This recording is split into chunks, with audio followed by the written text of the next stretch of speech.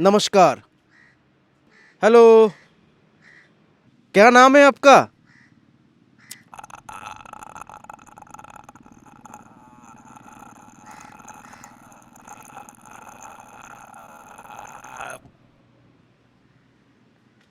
घर किधर है?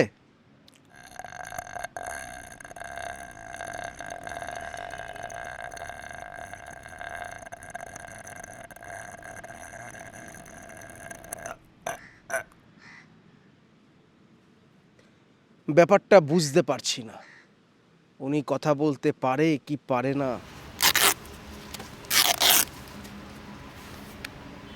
কেটে পেপার কাগজ কাগজ এই মানুষটির এইরূপ পরিস্থিতির পিছনে নেশা নয়, অন্য কোনো কারণ লুকিয়ে আছে। মানুষটি সম্ভবত আদিবাসী সম্প্রদায়ের।